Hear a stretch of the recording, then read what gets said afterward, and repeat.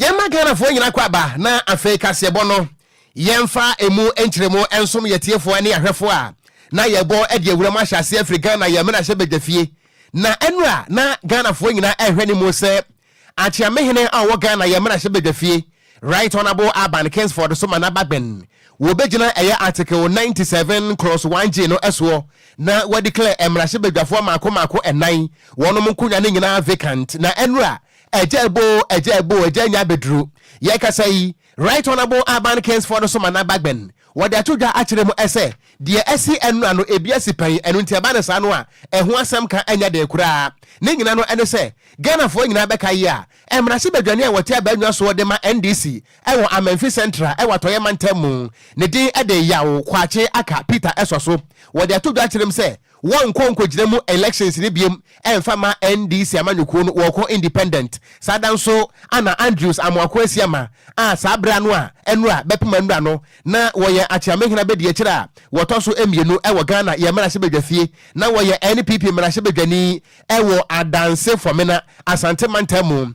wono so di tudachire mu se won konko giremu emfa ma MPP biem wono so beko independent sadanso ana epoye mantamu so no wo boafo kwadwa asante egiremu se mara hyebedwani ede ma NPP amanyuko no ewo so hum wono so de betu dachire mu se bibia koso ewo MPP amanyuko no mu a ne buafu pasa Timota Forest enunti wono so won konko giremu biemu a wo independent ana emfifire mantamu so no eya Agona West eye Cynthia Mamle Morrison wono so egiremu se afi wo beko independent na eno ana emra hyebedwani a wote abanwa so de ma NDC Tamale South Haruna Idrusu wotro petition de come Speaker of Parliament say esan anamo a emra hyebedwafo enan na tuo ntino wongira so na won declare wo monkonya no vacant sawo kenkan article 97 cross 1G no a 1992 constitution no say wote abanwa so say emra hyebedwani na say wo declare wo intention say obeko independent ya akonya no enya wo de abiem sorry free so na eno a say bi empenese yentwe kwa yentwemra ne nua ene foforo abetomu de abetomu nyina no ene say Right Honorable Urban Kingsford Sumana Bagben wojina presidency so ana wadi kra nkonya ne nyina vacant ya ye kasai emra hyebedwafo a wonom ewo MPP afemu ewo parliament no wo makwakoye 35 ana NDC fo no so akwakoye 36 nti ye kasai de NDC amanyuko no ne fa ewo parliament no wonom mom akwakoye majority ama yewra eye trese Dr. Kesala to Forsen wakwakoye majority leader ana Kwame na afenyo markets kane na wo majority leader ye kasai ade na tene wababa ye minority leader na enu na wabra Professor Aaron Michael Kwe wote abanwa so as Speaker of Parliament no se Ghana for beka year 2020 no adanse for mena mara hyebedwani Andrews amwako asiama wabra wo ye na adwene se won konko giremu ema MPP biemu a woko independent no Professor Aaron Michael Kwe ejina so declare na konya no vacant ya eho koye nsempi na no na yakasai Right Honorable Urban Kingsford Sumana Bagben enso ejina sa tumi kro na so a yakasai mra sebedwafo nan ye declare wo konya ne nyina vacant ya aye pinso ewo parliament ye no a ebufu aba nanso no minority adane majority ama majority so adane minority na wobra Speaker of Parliament wode atemu no etudwa ewo parliament no mama yentie emunsem kakra bra ye Facebook no eso DLFM 106.9. Honorable members, it is important to point out that the Speaker is called upon by the standing orders of Parliament, particularly Order 18, to inform the House of the occurrence of a vacancy of the seat of a member under clause 1B to E, G, and H of Article 97 of the Constitution. Accordingly, I proceed to inform the House that by the notification of the polls, the following members of Parliament have by their actions vacated their seats in Parliament. The members are Honorable Peter Yao Kwache Aka, NDC MP for Amanfi Central in the Western Region, now referred to as an independent parliamentary candidate for the same constituency. 2. Honorable Andrew Amwako Asiama, independent member for Fomna constituency in Ashanti region, now referred to as MPP parliamentary candidate for the constituency. 3. Honorable Kojo Asante, MPP MP for Suhum in the Eastern region, now referred to as independent candidate for the same constituency. And finally, Honorable Cynthia Mamle Morrison, MPP MP for Agona West constituency in the Central Region, now referred to as independent candidate for the same constituency. These MPs cannot be allowed by law and my good self to continue to pretend to be representing people that they don't believe in and they don't have any loyalty for in this house any longer. The house is accordingly so informed. Honorable members, I thank you for your patience and attention.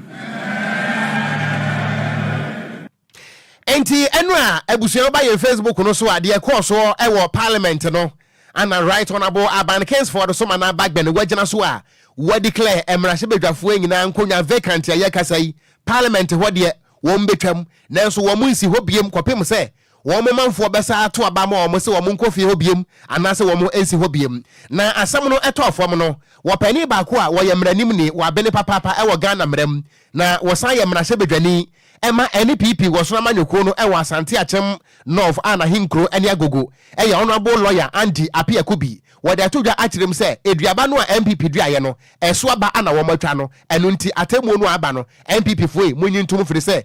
anamonu amutu ye no esunsunsanso anamonsa kan sika nehu na whether the man said me ni sa kwai no and then ready to start the odiesie no etuma and another matter and na the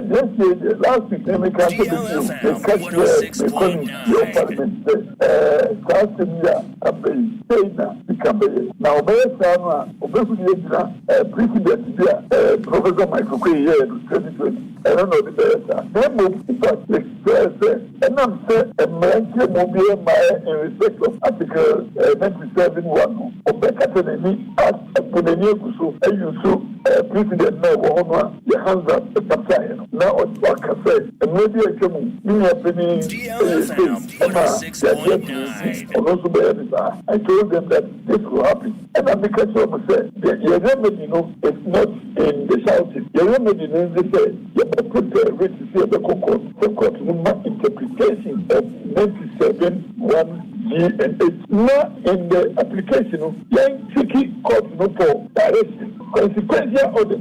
speaker was predictable. And then we wanted to say, me, I said the warning. Now, my it was totally wrong constitutional. In fact, at the time, the chairman now affected. Many countries said, let me hear the lawyer, a man for free. For nothing at all, to tell the law and to set the law right and to protect our constitution. You will say, like I said, or you're interested in getting up on website, that's why we can go. Or you're interested in going to the law, you understand that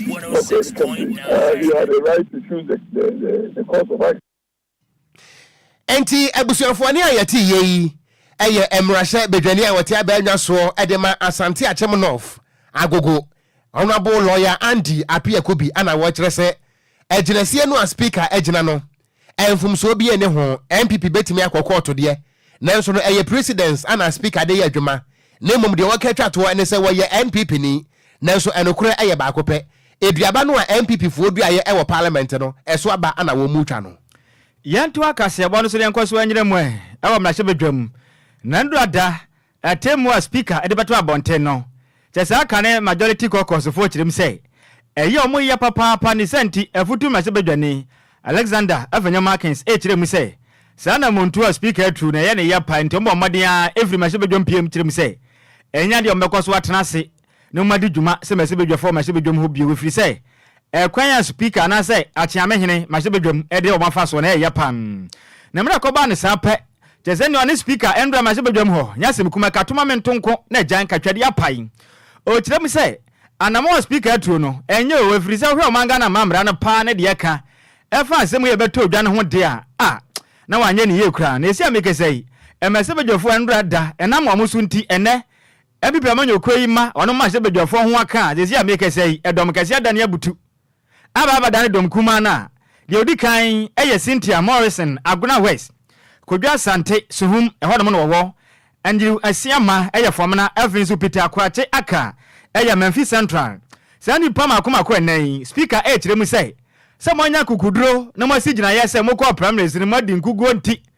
mokọ akotu jazemase bedwa ko nwa no mokọ press kwantren crowd ya na masebedwam de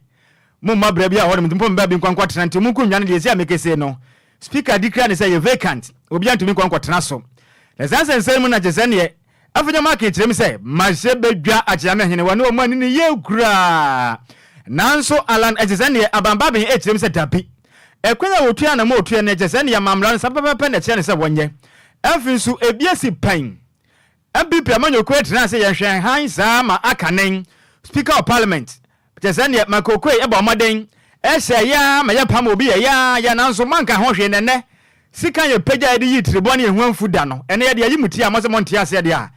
emransa de tie na no papa na waye ho jese ne wobo mode a etu ho na moyin nanso mra na afenyo maken one jese ne ma se bedwa cha mahene eyi ano no speaker ga jene say openi papa bi tena se din ye free say me na me ye boss de maka no eno na maka emuntirem nie. With respect, for the past 12 years, I have accorded you every respect and I'll continue to do that. Mr. Speaker, the facts you put out are not true. Mr. Speaker, these are credibility issues, so I will respond for the record. Mr. Speaker, somebody has told you something. Mr. Speaker, you reserve the right to be there to make your point. Let me make my point too. Mr. Speaker, no way. Mr. Speaker, no way. Mr. Speaker, whoever told you, Mr. Speaker, whoever told you that I threw a paper at somebody, this has to do with my credibility. I will not allow hands. No, honorable member, you don't listen at all. Mr. Speaker, I do. I never said you. Speaker, you said I never said you threw a paper at anybody. Mr. Speaker, I never Mr. said Speaker, that. that's exactly what you said. Let the answer check it. Mr. Speaker, that is what you said. You are being carried away by your Mr. anger. Speaker, You are not listening. Mr. Speaker, I'm not angry. Honorable member, Mr.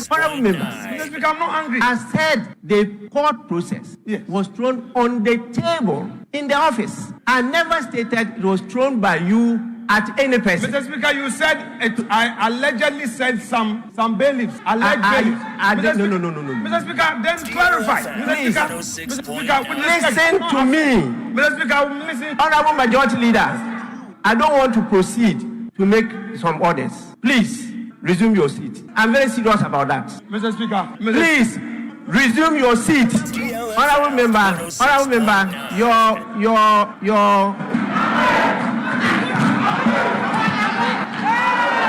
Coming events cast their shadows. We have parliament now, elect with the executive. Eni a woti ye aya ma se bedwam acha mehene Kingsford Sumana Aban Papen ana afenso akane majority leader Alexander afenyo Marken ono mane na atese ne ekatoma mento na nkandra ma se bedwam na pai Kwadwo empanese se aparawa ketwa wo hia kese a wo bobbo yo Yasem miento akase bo no eso a yeda so agiremu ewo emrahye badwafie na de aba no ani soso pa se aboa patu ani ntese ye bomu ema Ghana fo ti ase pa na wie no Kwadwo ensana kwesa himfie fontom from sanete se obi ama ya yenya abo dabi yegusu etiem na yeda so agiremu ewo emrahye badwafie a wapani ekane na woye minority leader aye kasa yi waba ye majority leader honorable Dr. Kesel Atoforsen woye emrahye badwani ewo adwumako enya na asiem abato mpesua so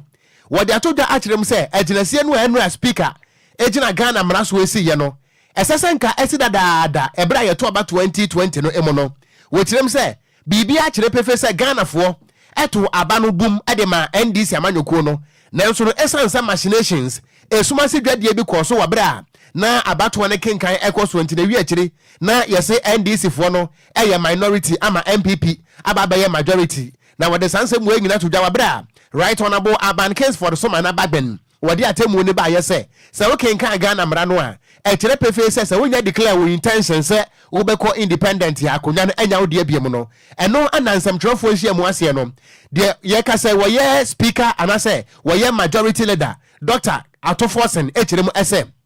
e ginesie no speaker esie no eno ano no na Ghana fo nyina gitum se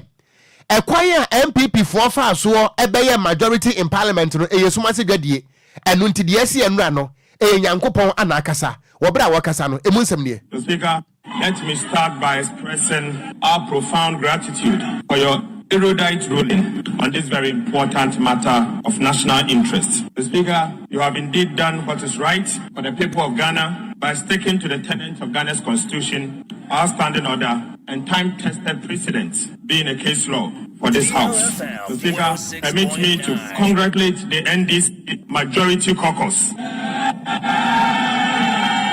for standing firm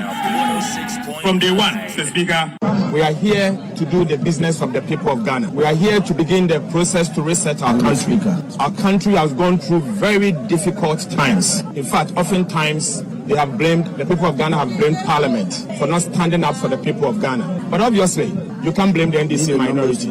because we were not having a working majority. Today, we have the working majority and we will begin the process to reset our country. We want to use this opportunity to assure the people of Ghana that the NDC majority will stand for the people of Ghana any day, any time. We will begin the process to move to the majority side and elect a new second deputy speaker on Tuesday. Enti Nyankopon ya adomo a ebenada ana yebehunu se hwan ana ebesi yewura Andrews amwako asiama na mu se the anasa second deputy speaker of parliament ya ebenada ana se nipa ne di ebepie montene so nti majority leader yewura Dr. Kessel ato forcing nene ana wote no yegusua ejinemu awa manyosemu ni enko pie mu ewo frankatuni edema NDC amanyoko na wampenda da John Dramani Mahama wakaze chiremi se edo emu ade papa ndrada na wobontoa ewa nkabupure mantemu na ntoa bono ogusu bwa no nyansa ne message bi aba na phone so no se ne adehia mesremo mama me seconds na me hwe message aban o mampenda da John Dramani Mahama ekobie ne message ni mu pe no hu se ne ukopie ma sebe dwomala kwanwa na kwada ne twabuto edom kuma ba ya dom kase ena dom kase so ba edom kuma na okaja adehia ne se wedi emu ade emu oda desano manam ti wedi adanse se afu we abato no Ghana afu we yantu aba na so ma se badwampo enkonwa na tene ade na se senti na afu we abato no se de tie biara endi se manyo konu kunumdie eye mode ya pam okase na wo mi se Ghana afu obeka ya emfimpi me ne aduonu abato no mu no endi se manyo konu dimu nkonim pam titiri ni ma se badwa konwa na wo mi se ma se badwa konwa ma na ya na ye endi se manyo konu dia no abe atia ba nwa sifa kwoti kwan so bo made ahwetiri nkonwa yi edifiri wano mu nsem nanso twede amponyankopon de odi oni bia sem de mane nti we yantu abo Ghana fo nkosina nim kwoto abampo ana yankopon ankasa wa mutima sebejo mankasa de hia wonum zanko pre ma sebejo akonwa akusi gina ye se afidi ndiza MPP amanyuko na ndo mko bio atete aye konte benti omo mpe enti emredi wano mo de a eye ne de pam wakasa akirem se wedi adanse enti MPP anase ndi samanyoko no ene o maga na de hye nyina da afo mu nyeja mo ho firi se abansa mo tuma ndi sipe ne yankopon bo hye na ba mu ntimo moden se afo abato mo tuma mo we e kire se ndi samanyoko na afo se de tebia no se danio se butu ekunwa no won mafa. I am hearing from Parliament is true, then something historic has just happened. The report I am hearing is that the Speaker has declared 4 seats vacant. Of the 4 seats, 3 are from the MPP and 1 is from the NDC. So if those seats have been declared vacant, then it means in the life of one parliament, the minority has turned to the majority and the majority has turned to the minority.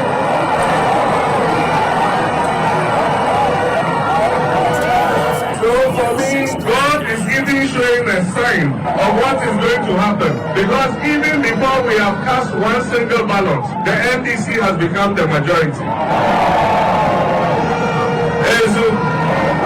But we have to make it a reality on 7th December 2024. And that is when the people of Ghana are going to cast their votes. And I know that 7th December 2024 is going to be a watershed event that will change the course of Ghana's history. I've been to 10 regions so far, and everywhere I have gone and interacted with market women, with taxi drivers, with teachers, with nurses, with doctors, with drivers, everybody says Ghana needs a change. Eni awoti ye ya frankatuni edema NDC amanyoko no omampani dada John Dramani Mahama nene ena awoti ye yentu awia pram to breka sebo no eso a na yenfiri amanyosem mu kakra na yentinsim ewa rehosem a efiri saboba mensen mu eba ewo northern region etefido mantem mu na ne nyina no ene se esubonten a ye fe ne se river oti enam saboba mensen no emu ewo northern region na wo so branta mo ato aso nti ama ensuo no atimi ayiri ama ye kasa yi amanebo no ekirem se wode hye ba akokora de wonam so ato ayanom ewo ense do ema adwapade pie no so na ye kasa yi atumi asayi a ayawre ho sempam na enipa ba kwa woto ayanom ewo ense do no ye kasa ni die no enya metodwa na so mo ekirem se ensuo no a eyiri ye no nti enam so ma kire se wode hye no ensuo no atimi abunuko mafa de ne kwa ayawre ho sem sa na so na wo mo ekirem se ama communities ahodo no bi wo hono mo a ensuo no abukwan na gum enu nti wo mo ntime nko entime ma ye kasa yi wono mo aka ensensemu ebusuan ba ye Facebook no eso a ene ye river oti no ana wo hu ne sa no na ayiri se den a kire se enipa ntime nko enipa entime ma ye kasa wo mo ekirem se kuayo atimi akofom efri se wo manfo emfudie wo mo crops de ensuo no atwa fa so sada nso ana kire se nkofo fie ensuo na bua fa so ase nkofo dan na communities be se enso de ye kasai de owo benkum entime nkroso emanifa ana de owo nifa nso entime ema benkum na communities aye kasai wo mo ho akwa atwe ewo nsuo no a eyiri no emo no eye kura ye fe ne se kimuatik ana afa nso no saboba ye wo gbagba Kwadwo Oko enanye ye wo buagba ana ye wo kitik ye wo wapuli ye wo kpagba ko Kwadwo ade a wo ye sampam to ase aduabo benyam nyabotre mamehia se ye o pema sampam Kwadwo Oko we sanke mikro manka kro ne bonya ya wo beti adeto kokobin asiwa enyina ase nanka me boko na so ha de esoro ha de entaso ni wanfrom a wontime mo enti mamehia se ki moatek ko ane ye wo saboba ko ye wo buaba ko ye wo kitik ko wanim ye wo wapuli ko ye wo kpagba ko Kwadwo kro we kpagba no so wo mpu nteso ya wontimi nka ba che kpagba be ka se piao enti ye wo kpagba piao ane ye wo garin mata ko ane ye wo gbagbampan ko wanim Kwadwo aza kro wa ya mama odoso wa mama ni wa ajew enti we ni munyina no ye nkura hodo a ewo saboba mansi no emu covid la hwemanim said ya mo pami ya ni na Kwadwo Oko ewiase ehu o pa covid la manim guase no opo ewiase nye hu mpanka da ye ntopono na so awurade adom mjina me na so pasa bilaba wo ya hwie nye yiye enti abusua amanebo ni kirem sesi aye kasa de ama enuane ho aye den kakra ewo saboba mense no emu na eno ana wopani ba ko a wo ye parliamentary candidate ewo eye saboba mense no emu a woko independent wono ana wosaye executive director ema metrese African Center for Security and Counter-Terrorism ne din edi Emmanuel Kutin wode atudwa kirem se de enti enam so a ensuwe atimedi nsamone afa nipa se enoma ne nyina no ene se amanyosam anomode empuntuo eye ewo mpotem ho eno nti empuntu dwuma sesa campaign fo di gua kwamu nanka wo hwe se ebia nka ensuo no krampo sanka yiri a entimi emfa nipa no yewura Emmanuel Kutin ekirem se adane MPP NDC amanyosam nomde yenti nene ensuo ni yiri ya etimi afa nipa no sada nso ana atorenche mbremu aboafo metre National Disaster Management Organization nefa wonom ewo atifido mantem wo pani a wodanom eye Alhaji Abdul Mumin wada todwa akirem se ampa de esie no ya rehosem nanso no womo any stakeholders no e kan bom se ne be ya ehu ne agubre wonom ebepe ewo saboba mense no emu a wo kasa no emu nsem ne. Remember that we are blessed with a lot of river bodies, and in Saboba the river Oti passes them. We have a lot of low-lying areas, so all those areas are flooded, and all the crops that were cultivated have all been submerged. A lot of settlements have been submerged, and a lot of people have to leave their area or their abode where they stay to now look for shelter in schools. As at 2 days ago, we had lost 2 people for what the disaster is to property, I think it's so huge that I want to say that NADMO and government needs to intervene. Now, the difficult thing is that because of the floods, all the 4 entry points to Saboba are all cut off. We have an entry point from Yendi through Palaba to Saboba. We have another one from Yendi through Wapuli to Saboba, and another one from Cherponi through Bangbopong to Saboba, and another one with from Saboba town through Boagban to the Republic of Togo. All these 4 entry points are all cut off. Enti ebusuya anyway no eye emrahye bedwania wote abanya so wo Saboba mense no emonedin e de honorable Joseph Nepe Bakuri Kwadwo Okran edin no Nepe sa Lydia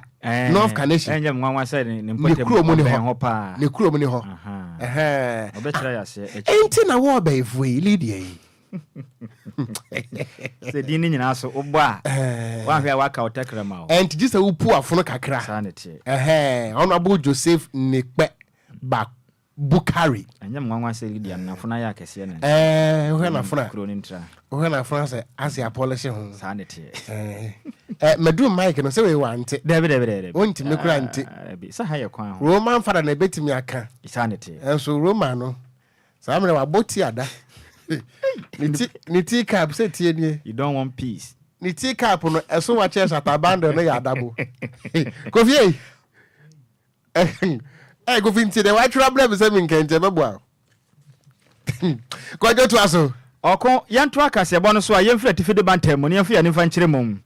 e wa sante bantam na anti robbery eye unita e hye Ghana police service ase omudi omudwuma wa sante bantam mu enya ne ntie se nipa makoma nan aba omutirimu po se omode oman Ghana adwuma ne emeburu nyina aba mo moden se omenya bibidi akoma no ne de omode omom pede sa mom kro no ena omandi ji hundoma akobọ kro no na nkrabeto je kyerem se Ghana Police Service Enquires Asante Mantem atimi ache se nipa makoma ne mbo omutirimu po se wonom akobọ kro no ne nipa odikan eya Shadrack Anate Dr. Simienu eya Emmanuel Ajay Donko Abu Ali Tosu Miensa Dr. Wanani Abubakar Buba Wambo modern ase ne krono pa no mokodo nti Ghana Police Service wonom eye Konongo Divisional Task Force wo modern hwehwemu e ko che wore mo se omoti eye Nissan Ovan Basa and why say number no eye AS 4353-15 mi set mu biu AS 4353-15 I so muti ma je ne omko krobo bo ne nipa papa bi bo modern atena ase hu se da bi entimi ntro maganam e mani pa wei enfamranshon enfranshon mu nsem enkodia wonti omko yi aposifo asute nam so ma isi amekese no aposifo ensa aka wonom na Ghana Police Service enkra ne kirem se e ma mo chi se ne be makoma nan no omohu se ne AK47 yi bi etu a edi awupa ne bi eda kanem afinsu magazines and afinsu 86 rounds of ammunition so etu anese so ehye mo amde kwakodi awu no enya sem kuma kran na enka ne kirem se eyade Ghana Police Service nkra bata ewo Asante Mantemu ensa kakrai se nipa bonfo yi ekwakotu na maboni wei ayi wahine oboso da toso du mensa enfim pim ne ne na mu mo moden ya edi ntenta saa azana najo zezane no so na motin kra wei na motena ase se de bi yentimi ntena se nipa bonfo nkodi awunti wonom achi wo men na emra positive achi wo men na zane openia ne dindi Anate ana afinso Donko wono na motwi kana zane do di mate de ma wonom ya Ali wono ye Fulani ni ana mo ka wono mo kwakobọ kro no azana Nigeria ni baako wono so dindi eye buba wono ekwakobo sa kro nin na nka ni tirem se positive che se ni pa makoma ko nan yi de wono makopiem o positive aka che mo kwakọ gina mra na afinso eka omote ne no nso ka no nso maje de se o maka che na afinso akwadi ahodo apositive je no nso wono maje de free wono nso mani nyina ekogu positive aka che a wono magumu eja mu hwehwemu okon wesu ne nkra efra sentimental mu apositive nchen ba ya de yaso ne tiefo awiai Kwadwo ka no se ne registration number ne yesen eye AS 4353-15 nyabotre AS 4353-15 okay eye Nissan Ovan sa wo sa pepepe mo ya mfa ne color ama da bi color ndi akwa ama enti ma yanya de bu Akwadwo me yanya de bu ko se ka ne register mpo a me kwakohwe bra ye de wokode aniwa ai kwakohwe mu sa pepepe ne tie enti wo se ka registration ma yesen eye for AS nyabotre Kwadwo nyabotre na unu nia na enya sem mate ya nyabotre kakra The registration number no. Nyabutre. Kwadwo open tem. AS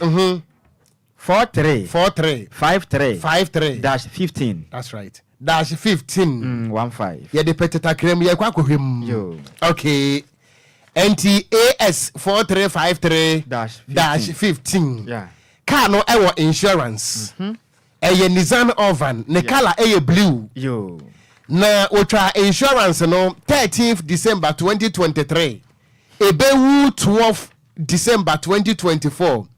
Insurance company no eye Ghana Union Assurance Limited. Yo. Ghana Union Assurance Limited. And unti ebesre DVL for car no registration number nie. Baby a womunya car ni free om de koye arm robbery no yesre mu DVL for nkwa na betima kire car no ona no krepa. Enti Kwadwo Oko mi se su biem ama DVL for tie yen. Sande tie. Yesre mo a mo monitor wo Facebook no. Kwadwo mbetimi screenshot video no na mo so mbe share dia maye. That's right. Yesre mo de mo screenshot ha no nko a wo mpese arm robbery be koso no boa yen wate. Sande tie. Na bia na ayewo daachi bi. Me pacha DVL for tie ne a car no anko mo de ko arm robbery no a police for akotwa wo manamu achi bie no. Yeah. Insurance no car no registration number AS Kodumboa Sanity AS 4353-15. Me patro blue Sanity. Ana Ghana Union of Assurance Limited. Ghana Union Assurance Limited. Eno na ya insurance company no. Okay. Ana we try insurance no 13th December 2023. Ana ebewu 12th December 2024 until next 2 months on the 12th na insurance no ewu. Yes, na mo amu twa no mo ntwa ne yie na mo forward dem fama DVL for say. Ye pesa aka no ni wura. Ne ebusa say sa abre no mo de ko am robbery no na ewo driver bensem. Pepepe. Ye nsaka nipa kura na ka ne hye ne nsem a. Ebia na nyenko enye nipa we mu nko a na wono kwakoboko ebia na mo doso kura. Na ye ntumi hu nipa aka wono ensahya sa krono anka kwakokoso asante mantan mu. Na ye nche wonom. Ye ne say bitimi abom man ye mu adwo. Ye nka say ebia na driver na ye am robber. Dabi. Ebia na car no kura no am robbers no kwa gifree driver. That's right. Na ye mo na ona no kura nsanka ne car. Ne mo better. Yes repa DVL for dia meji wo mudi. Because manya alert say Mr. Richard Kwesiya, National Coordinator, Compliance and Enforcement, Emma DVL. Manya ntie say wo tie kasebo no. Entie wura ye da se. Momo modena mun trace the owner of the car. Na investigation ntwim PSS abre na car no e wo driver bensem. Sure. Kwadwo praising. Hallelujah. Ye to akasebo no so ane e body awura mu e wo Electoral Commission for akache. Na deputy chairman Edema Electoral Commission eye Dr. Bosman Asare waba bontia bechirim say ye kasai enfumsuo bia no a wo mu hu ye e wo voter register no emu no wo mu dikrinyon apepa aya ne kama ama ye kasai enfumsuo bia de ne hono mu a ewo mu ebiem na wo woni da so e wo gidie pa say elections we no de ebe ye credible pa wo chire mu ese sesi ano empenfo ye nhye bi say elections no eye manual na emom no ade ba ko beboa ene say eye manual no so no esese abefo kwan no so empenfo ba ho ban eno nti enema huduo bi a ebetimi ayamfomso na atochema amada sane ni nipa bofo bi atimi afa kwati kwan a hijack electoral commission system no wo mo aye ho adwuma ye kasai ayere pampe se eye brezi ahoma eno nti no mo a moye cyber fraud na se cyber we no crime no muntumi emonwure system no enko manipulate ne da na Dr. Bosman Asare what the sansem we nyina to dwa wo bre na dwumadi ato this national dialogue on cyber security at election 2024 crossroad na ekoso and what the sansem we nyina no ato dwa wo chirem se sia no enfumso bia ne ho no mo ewo mu na embom no wo me ne wo mo a abene ewo abefo kwan so ene wo mo a abene ewo cyber security mu anadika so bomu a say wo mayre ne pampe wo bia ne ho no mu a wo betimi abo ade awura mu Dr. Bosman Asare wo kasa ne mu nsem ne. You know, in elections now technology plays a very central role in the election, but elections are a process. We have the registration in Ghana, we have the registration, the three main areas: the registration, the exhibition, and the elections proper. And then we've done the registration, we've done the exhibition, we've done it, and we are having a second part of the exhibition. But when it comes to technology plays a more significant role in terms of the registration and to some extent the exhibition. But on the elections, beyond the registration and the exhibition, the rest of the things we do are about 95% manual. And usually when you have over 95% being manual, I don't see how the 5% can be so significant to the extent that it can overturn the 95. And that's the angle we look at it. And I was making that point because, printing of ballots is not, although some technology is embedded in it, it's not the type you are going to say somebody is going to hack into it to make it impossible for you to print. Enti any ayeti deputy chairperson and as a deputy chairman at the Electoral Commission, Dr. Bosman Asare said here cyber security no ma yirimu ewo easy system no monti wo kronfo nipa bofo abefo ayafo wo bi antimi emonwuram kwadwo eno ne ka ne se Satan komonia bogra pepepe abonfo abefo ayafo wo mu akwa hijack easy system no kofi babon for sem oko Cote d'Ivoire kakra enti ye kasa antikufu wo baje so san anti Kwadwo oko me wa fa ko Nigeria bai anu wona me mame nya ntokwa o ka tire mame sa antikufu yes mo abre wan so ntiase wo se papa oboni o so sa yes mo Kwadwo to aso oko yanto akase bo no so na ye mo mfa nwura mu e wa pie mantemu na masebedwane ogina mu e de ma MPP amanyuku no tu franka e de ma wonom e wa fantia kwa South abato MPC waso wa pie mantemu ye Kofi Ochere Ajekum dodo na bon mrane se Alafat na papa yi ogine ho mrane pan na bon ho maden a commission e tezane 6 unit classroom block e de ama eye Bosiso Presbyterian eye basic school so omonye nentimi emwa na dusua entimi nkwaso pa e wompotem honom na mena okwa commission eye project no nyo no nkwa na kwa ne district chief executive e de ma fantia kwa South eye district no NS ofusu ekobi Afisu fantia kwa eye South District Education Director Richard Ado and afisu mpinifo ahodo a wonom efiri eye Eastern Regional Presbyterian Secretariat ekopie mu na nanom ahemfo a wonom so ewaye Bosiso ekopie mu adwumadi no eye nika sempan na mena wonabo ekase na ochirem se ehu nya pa na hwe omanga na mampani ane bodimbo efa disuan sense mu no ekọ eye pa ne senti ne watena se hu ni sa dehye a wonom ewa Bosiso no mu school no asaya tete apronti kana koma se omo ne ho maden a enam so ntimi esi amekese yi ode eye 6 unit classroom ya koma mo so omo nje ntimi mo na nema entimi enkosi mfama wonom wana bo Kofi Ochere Ajekum asa aka se tirim se afuwe ya bato afinti mamuntie NDC nsema mo ka se bo she NDC amanyuko ni she ni nyina je se eye huro da sem emu hatu ni senti MPP amanyuko yi Dr. Mahmoud Bawumia pe ena yankopon ya no moto abama no wanka sa so moto abama no ede kopie mu mahye betumi apoma de hye ne potodwuma de wonom sa etimi aka Abatwo we esuwo sinsanso abatwo esuwo sinsanso say development in the area near evidence na we dey go amamo within the same 8 years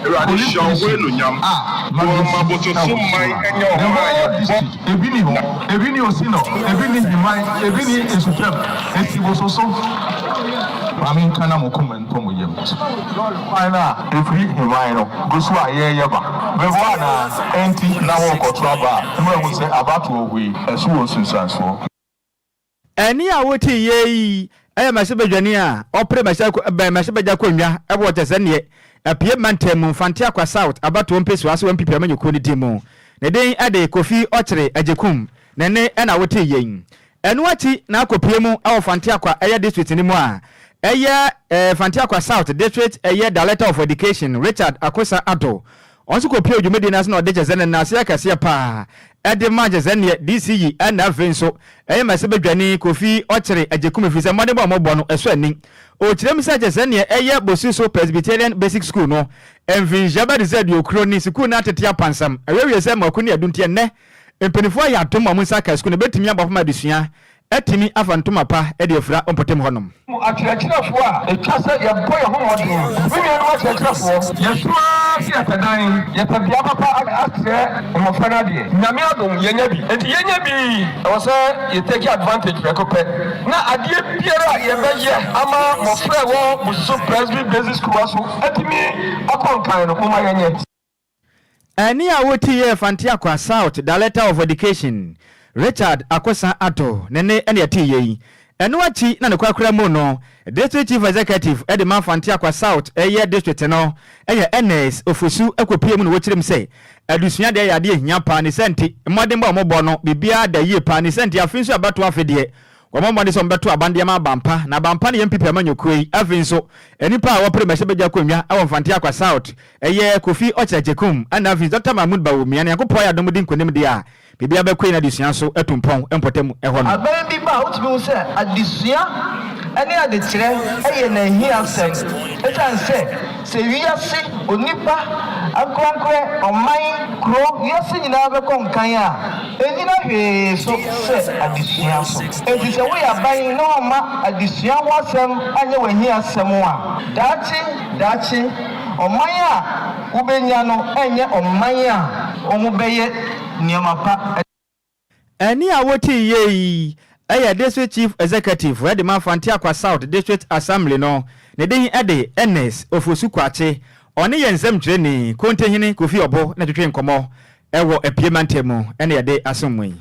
yentu akasebo no so ana ye kan Ghana fo adwenkyere ne kakra na Abbas Austin 49 na manse primary and was offer news no e loud and clear pa na sankro no koye de wo so hwe tena ho na Vida Katara ye da se papa ana was offer news no emo de sano manam na was keep it up ye da se pa also ye da se so de brofo aba na Lucky Jackson and was Ghana is now working under law of the land. Okay, yeah, that's Mudiamo. Was a Ghana be ye, yeah, that's you. And Sky Power, and was a good afternoon, DLFM. I am watching you live from Ashaman. Your news is great. Thank you very much for your good work done for Mother Ghana. Was a God bless you guys. Yeah, that's a papa Action Boy ATM. And was a DLFM news. In fact, a official ampa no my hame akwaba. Was yeah, that's it. Was here them ewa fear your mobile. Yeah, that's a piaga. Wodi fra chemo asafo ana de enkan ho asem no so eken enu ntie gina we so adaye ho aba ye ba sports is up next. DL News.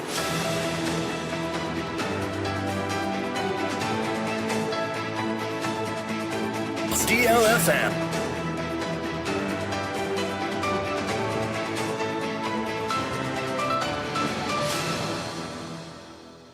Abusiana ye mayan sama ha en sama wa kwa bamfam radio 106.9 FM kasafidie so mredo se enawie agudie mumrante yesinkunya na agudie mu nsem so no ye de eba be somo Ghana nsem wa ebibire mu de wa ena nkrofo nkro so de ne editie se wote ena ne edika se ye kan aboabo no a abusia ye de ni nyina eba be somo mi amedi agudie mu nsem no de eba ne di ameje so no ayensu ano de hye Apakan GH the blazer kinebusia yensha siam famfi yendiem ewo Ghana yewia na yakowie ewo broni kroso ewo amanone na Ghana mrante esi akan ewo amanone no Kamadin Sulemana ringa edema Black Stars of Ghana nansen yen qualifies mienu aye boy against Sudan ojiremo esi akan na season shase ewo English Premier League na brante ne pra into ntumi nsi akan emfam aboboko a ye fene Southampton ani jesem a eba ne Southampton aye fully fit weekend way boboko e fene Southampton omone Leicester City and ebo likely say Kamadin Sulemana ebetuma bone first game in the English Premier League edi amaboboko a ye fene Southampton ye won some de asomo ye jira English Premier League no dia ye mpiemo ewo Arsenal de Ghana sakache na 2 games ye boy against Sudan international break michira Ghana no yen captain then Thomas Tepate went to me ambebo game ni bi essence ye tete se na oyale ni ade na so Mikel Arteta a oye coach edema Arsenal no wa confirm say Thomas Tepate no ye boy international break ni wie no ne ho de atono enti wajira ne na so a weekend way boboku a ye friend Arsenal mo ne Bournemouth na bebo Thomas Tepate ho atona obebo enti emro besia kan de amagana de na oyale na emom no ye bo Ghana game ni wie no ne ho atona obetumi abo game e de amaboboku a ye friend Arsenal ye wonsem e de asomo na otuado ye coach Edema Blasters of Ghana ya hyen wi on kana no ntumo oda so a okasakasa na otuado echema o se e shemfo e nimguase se yan hye yan qualifies na see especially yen games ye born Ghana no na nke see yetumi wini se na be yanka ebetumi push yen to the position ebetumi qualify na so yen games ye born Ghana no yen tumi nya result ayepe enti ye kopie mu awe na nkoye no eno na amande no yen ho akire ense AFCON 2025 ebekoso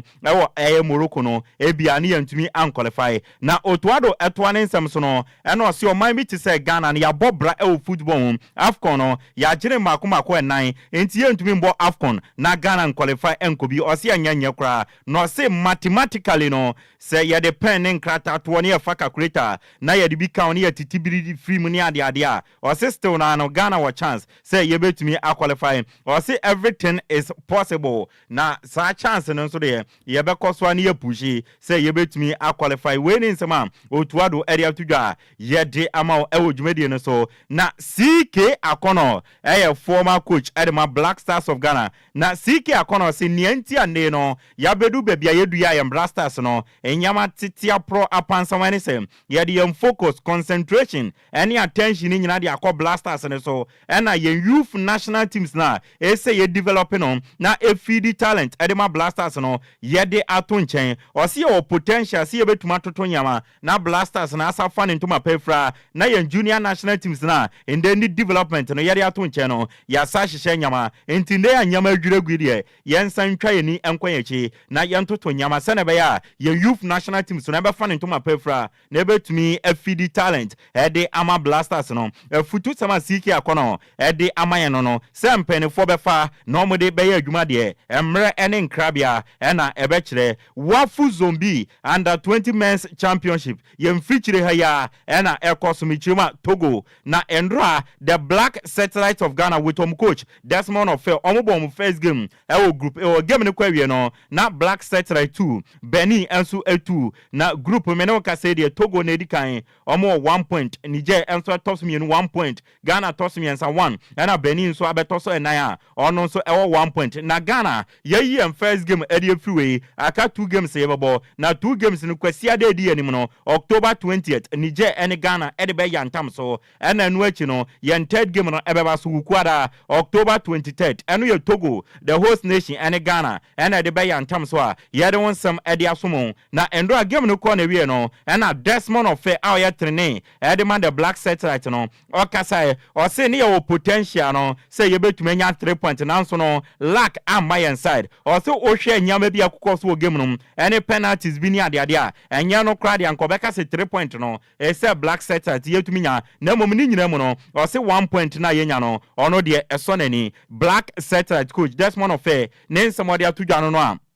ye de won some de asomo ye financial issues de yentin remu local issues na Ghana Premier League ye guso ayebo ya bo match day 1 sabesi 6 na watwin ye shase match day 7 na fixtures no say na tie nyame admo chna 19th October 2024 no Accra Lions and Young Apostles ebebo na Vision FC and Bechem United abo Ghana de wonim say 3 pm enkwan yetumi boy games inti ebeba so 3 pm kwasiada 20th October no games ni nyina ebeto so say netie Asante Kotoko ene Samates 1996 omobebo Dreams senso ne Heart of Folk ebebo inso Ateman FC ene Basaka Holy Stars omo de be yantam so na brekum Chelsea achi Legon Cities no omo ne omo ede aboani eno achinsu Kara United ebeto nsade afre Heart of Lions na omo de asisi so na Media Sporting Club atenata kwa ato nsade afre Dr. Kwame Chetima ye from Nations FC no omo de aboani akwasi edu ni team aye friend baby ni Go Stars no ombetena baby ni na omo ato nsa ede afre na najima bedutima ye friend Aduana Football Club na omo de ayantam so games we nyina no 3 pm kwasiada ena beba so ede wonsam ede amao na otwi games ebeba TV ema wanya bi ahwe no say na tie Young Apostles ene Accra Lions ebebo nyame adoma ochena 3 pm eye bay na TV ena ebetuma yi TV station we kra maintain dinda enso omo se ho ena game no ebetuma abaso enu achin so no nyame adoma memere dana no Vision FC ene Bechem United ebebo Alpha TV Metro TV na 2 ene Original TV ene be yisa games no ena afenso kwasiada no no Dreams FC and Bobokwa your friend had to fuck about 3 p.m. and as a game never so Alpha TV Metro TV Net 2 and your original TV and a base games no and our friends to Kwesiada no as Santikot Kwane summer test and about 3 p.m. Group TV and a base game Shannon's family say games when you know a better go our GFA official app and so and a GFA Facebook page no games in a better go live yet I want some areas na nyame adoma Kwesiada as Santikot Kwane Bobokwa your friend summer test 1996 and a airball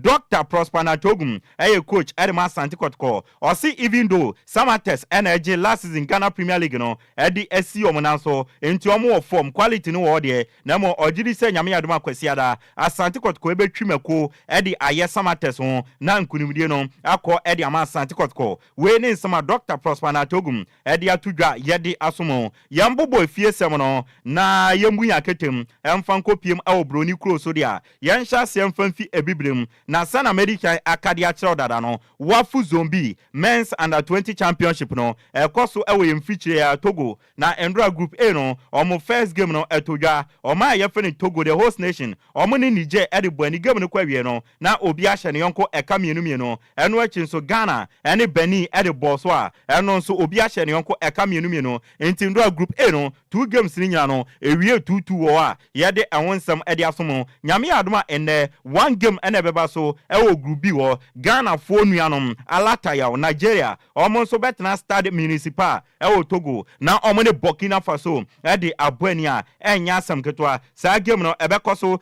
3 p.m. Ghana time nde na mede wonsam edi asomo ubu aketem na odi fia bibrem na odi wani chem ewo Dominican Republic eho na FIFA Women's Under 17 World Cup 2024 eguso ekoso na meno kase Endra Group C and D no omo first group stage game no etodwa say na result no kwaye North Korea emano Under 17 omo che Mexico en na ne omekanan emo motimu baako sanso na Kenya etnase ema England bo mekamienu a omo entmant eno ye group C uram group D na Japan etna fi omo anhyebi sanso na Poland anhyebi ena Brazil ehye kane baako a Zambia entumi ante the top 5 major leagues in Europe no and emumiensa games ebeba so Spanish La Liga ewo Spain no about 7 p.m. Deportivo Alaves and Real Valladolid edebebweni German Bundesliga no about 6:30 anwumere Borussia Dortmund and St. Pauli ombebo and after French Ligue 1 ewo France no about 6:45 AS Monaco and Lille Metropole omo de bebweni ayedonsam ede asomo uram ewo Manchester United akachia omo wo English midfielder bi board ya onimboy pa oso anso onimbo no bo ye friend Kobe Menu na report ebani se Kobe Menu apeki injury enti Manchester United omo next 7 games ombebo no abrante ye friend Kobe Menu due to injury wa peki ntino Kobe Menu entumi njiremo ensia kan emfama bobokwa ye friend Manchester United ayayo wosema Taylor ni team no abrante we Taylor penasem ye pa na so we pra 7 games ontumi mbo emfama bobokwa ye friend Manchester United yede awonsam esomo nansia ena Thomas Tuchel ebeji English national team member na adwuma no as a coach na wakasa ose family no obilivu say England ebetumi age World Cup no na ono de obeka no waka ne biem say World Cup ne the biggest trophy in the world na wabe de obehwe say obetumi age ede ama England odi ebedwa wa no sa no wanje a obehu ne omode beye ewo England wo na Canadian striker your friend Jonathan David osina kan ede ma Lille Metropole ewo France report na echema season we ba na wi ane contract na bawie na brantia your friend Jonathan David on renew obefi Leo akọ as a free agent Juventus Manchester United ni Chelsea no nyina no enya brantia na ombefa no na wa ba be sia kan ede amom eno eye Jonathan David na Toni Kroos eye legend ede ma Real Madrid ofi Germany yekobisa ne se na wono bo a wabɔ no wiase a wa retire na nsia no last season nyama wo gigye no Ballon d'Or no unsusu se o deserve ana ɛna ɔse ɔno Ballon d'Or na nye important fama no ɔndwene ho na mmom no so obi fi Real Madrid no ɔgye a ɔno nani bɛgye enti Vinicius Junior Jude Bellingham Dani Cavaya ɔmo nyina deserve ni ɔbɛgye bia no ɔno Toni Kroos nani bɛgye ɔbɛtena kyire no wabɔ ne nsɛm ɛde amam ɛno ne nsɛm a Toni Kroos ɛde atudwa ye gyina so ne yɛde agudie mu nsɛm no ɛde asi enso wɔ Great Reafi Tema Community 9 utie michiao sanso na 49 nana Abbas Austin onso usi utie michiao ɛna Isaka Omotoyozi Ashaiman Washington onso usi webie ma utie miami bra penny Mr. Kofi Ayenu Soate in a yesuan utie wife sister Mary or no sminchi and ebusiami media goodium nsam edi ebe down e din ameje so no ayen suano de share upper KGH the blessed king. DLFM 106.9. Yema Ghana fo akwaba na fe yentoa so emfiri ha kasebo no na wie ya ne de eba na yeso anana adwoa silky ene ne mpamfo the Friday's edition of DL1 o mo de beto am so na ene eye ifiadanti eye enkaidum empanisi obi a na kirate anyi ono ana epam nti ene wo a wonim so no brefia ha na one kwa me afumfo mesi ani chinchina twan wo bua ene esumu pro max ye nyina de hu ba jim na nanso akoye fiadanti na adwoa silky besa dimo kwadwo anamboa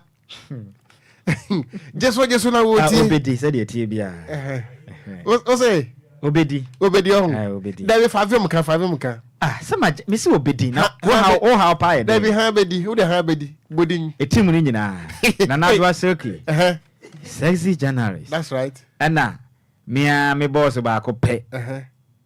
DLFM 106.9. on the media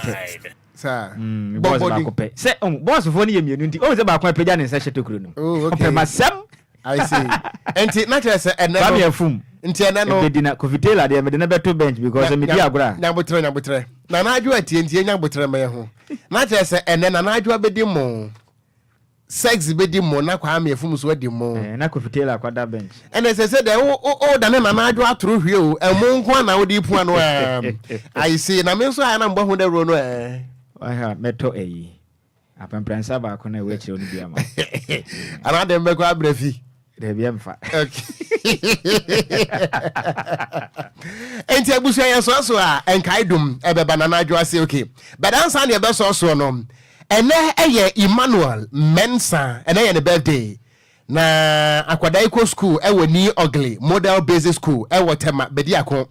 we efremi aminu John Baba Mustafa Sogi Manest Royal Hotel ewo Cape Coast South Ekwan and was a happy birthday goes out to you Emmanuel Mensa we a student uko school ewo ni ugly model basic school ewo tema bediako ebusia na nyina se nyame nhira ho na awurade and grant a retentive memory na okay nice boy be 9 years obehu ade pa nyame kopɔ ma hu na de nyame me na adwene mu na that's right o man be ye penin pa etiseme pepepe se ne wofa na se de ne wofa adwene mu abie ni so wonya bi betumi aboa pa magana yatumi akoye nim that's right so o fa Kwadwo Sammy so ba de adabi abetomo if you adabi abetomo enti once again a happy birthday goes out to you Emmanuel Mensa from the school your classmate everybody yada say Kwadwo Okon so we are here sanete enti happy birthday kese nkoma Mr. Philemon Okwache ono no ofitakwa bompie so takwa bompie so de miami cruise wa enti Mr. Philemon Okwache awia DLFM kase board ye kan se twede ampo nyankopon onye o kese pa okon wahu mabrantie ni ho ofe pa ye fine saying Philemon Okwache okay. Takwa bompie so ho no no wo na obo adwuma pa obi na ni da ho pa na mmemu na ewokurum ho no no tale onsi omu fo mokora ne senti Mr. Philemon Okwache awiade ele kase body ka ne se na ye wa wodenti twidi amponyankopon onye okese wompegyaw adepa bi e wasase wesu no o ma won sanka bi na ma wase nnore e de sempo anu anwe happy birthday enko mfama Mr. Philemon Okwache takwa bompie so enti kase bon ye de asi kofitela de ko Facebook ye so a DJ Omarion watranse obobanku say you know we dear ha dear bay oba ye nyina waka ye se mra na so odi mi ka be she enti wada dwompa ebeje na adwo ase oketata na esanse na adwo de esu wi a obedi de enti na adwo ne tim yesrem hwe na mo ne di Kwadwo edemo no ebesi kitchen hono mo atwa mo midin edigan stakati a meeting kura mene emo tofo akrade Kwadwo krom bema 10 gram amekwa premese beja konwa ewo twabewu Nhyiraba Kwadwo Sammy bi yafa emo tofo esoso emo tofo hene DL News.